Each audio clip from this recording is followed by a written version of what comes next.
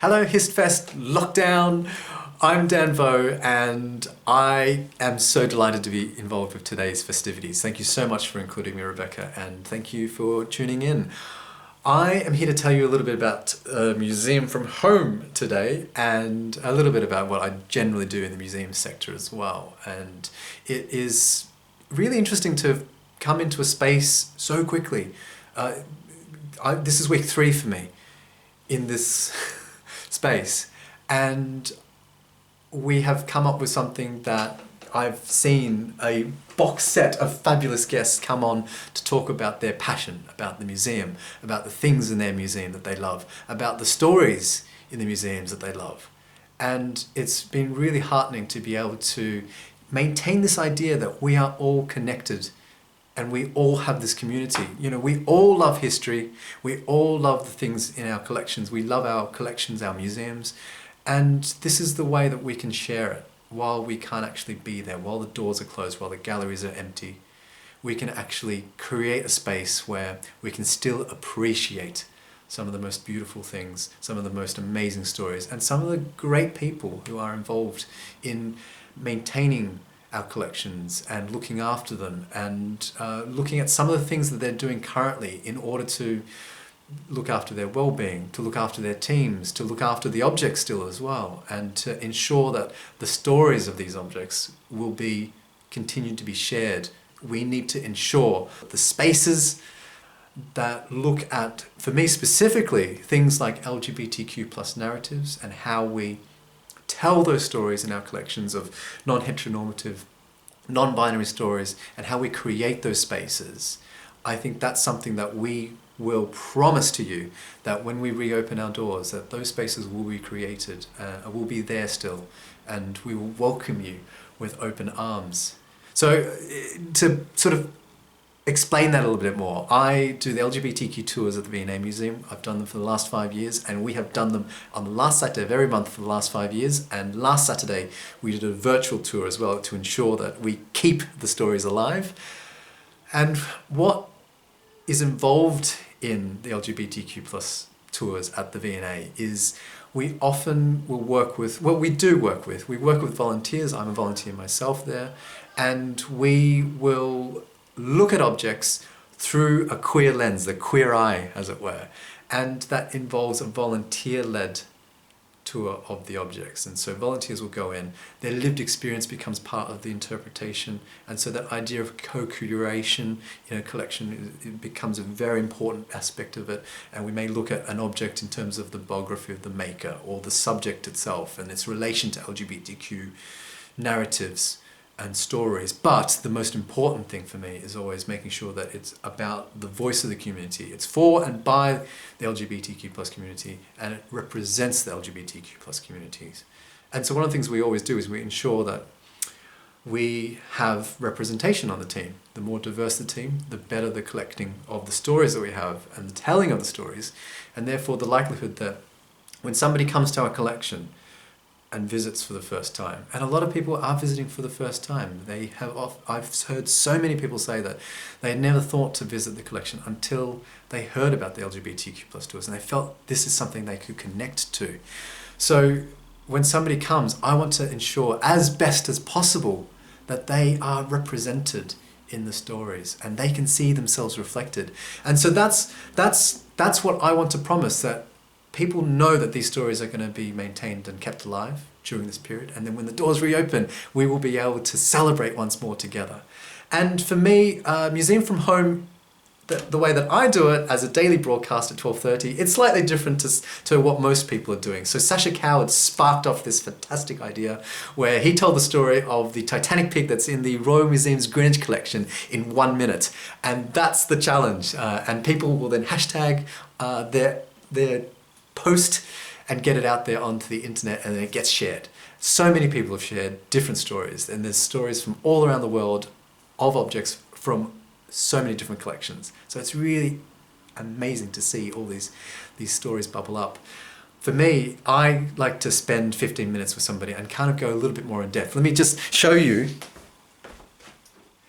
the box set that we have so far. These are some of the fantastic guests who have been on the show so far already. So there's lovely Sasha, and we have such a diversity of people and collections, and they're growing in terms of the people that are going to be on the show, because I will do this every day for as long as possible, as long as I need to, as long as this is happening, because this is about community.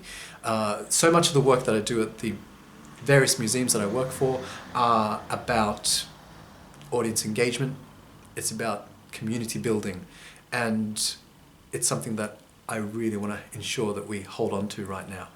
And in the act of talking with somebody and delving into their ideas a little bit more deeply, I found that it really sparks ideas and thoughts within people, and they send these in, and I ensure that we read those back out and make sure that they know that they're connected, they're part of this.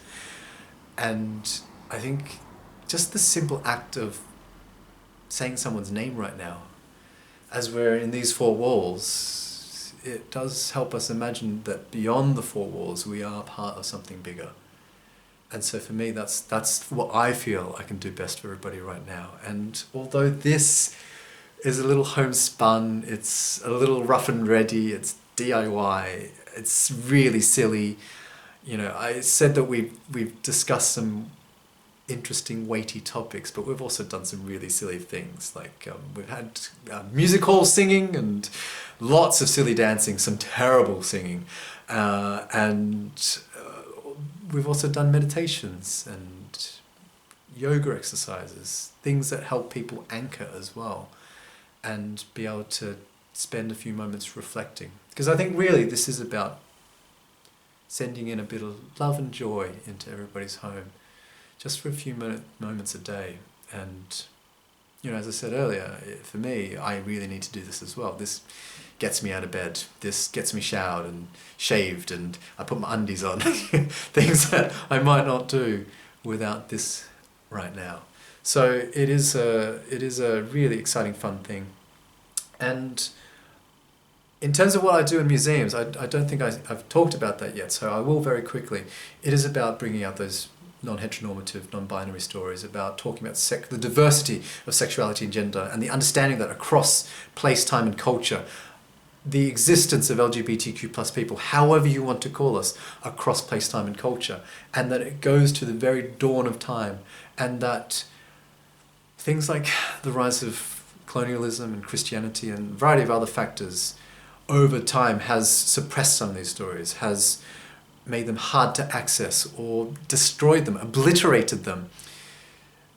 Unearthing some of these stories and being able to reshare them has been a really joyous thing that I've been able to do over the last few years. So I've started at the V&A doing LGBTQ tours. They're award-winning. They're volunteer-led. That's the crucial point of difference there.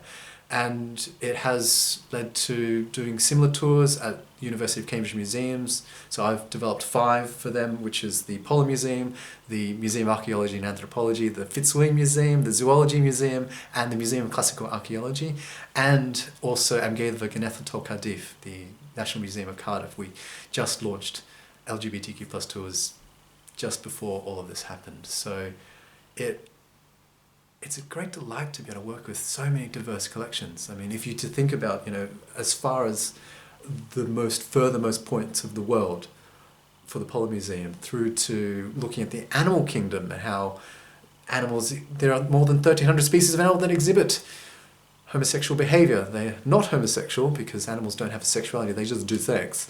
But being able to look at that idea of diversity in the animal kingdom, and our understanding across history, it's a really exciting bit of history and heritage to be getting into, and so some of that comes through on Museum from Home as well, because I think quite a few of the people that I've interviewed are good mates as well, and I think these are things that really interest us, and there's quite a few freelancers in there, and you know, support your freelancers. I think that this is a really exciting time we're in, where we can tell some of these stories.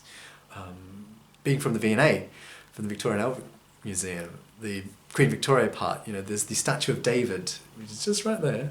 The statue of David, there is that great tale where Queen Victoria was so shocked by his nudity that she demanded that a fig leaf be created so that any time a female member of the royal family visited, you can imagine the chaos. The curator would go, "Where did I put the fig leaf last time?" And have to run up the ladder and attach it to the statue with 2 strategically placed hooks. It's really great to think that we've gone from that space through now to a time where we can be looking at and laying bare LGBTQ plus histories and stories, something that would have been tricky for quite a few decades of the museum's existence, for over a century of the museum's existence. And I think it's great that there are museums like ours and the others that are recognizing that we have a responsibility and role in shaping community and culture, and this really is part of that. This is us recognizing that in telling these stories, there is a strength. So for me, Museum from Home is the way that right now we're doing the best we can to keep these stories alive and keep these stories being shared. But more than anything, it is just to be able to say to you that we're still here for you. The space that we created so that you can come and explore all this, that may not be there, but really it's the narratives, the stories that are the most important things anyway, and they're still there, and we can still share those. And you can still share yours with us as well. So for me, Museum from Home, hashtag Museum from Home. Think about an object you might want to share. Get it up on social media, hashtags Museum from Home.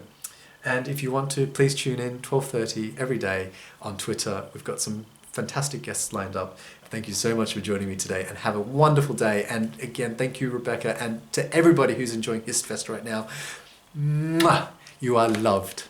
Craig, I've been looking on the internet lately, and I've seen cities that have all been locked down, from New York to Rio and Old London town.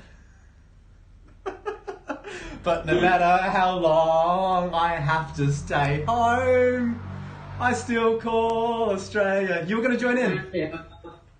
Museum from Home. Gamer. That was appalling. I couldn't remember the tune. Museum from Home. Wait, we're going to harmonise, so let's try it again. Museum from Home. So we have a group of wonderful LGBTQ volunteers from the V&A. We are going to be here to guide you through the V&A LGBTQ tour, right beaming in right into your homes like little beams of sunshine. Look at these gorgeous little things. Oh, they're adorable. I've gone loopy. And what we're going to do is we're going to do a magic experiment by the wonder of technology. I'm hoping that you can all see this beautiful blue cocktail. And now, magic. It changed color. Now, so I didn't show you what I was going to wear for the occasion to do yoga with you. So yeah, this is what I kind of.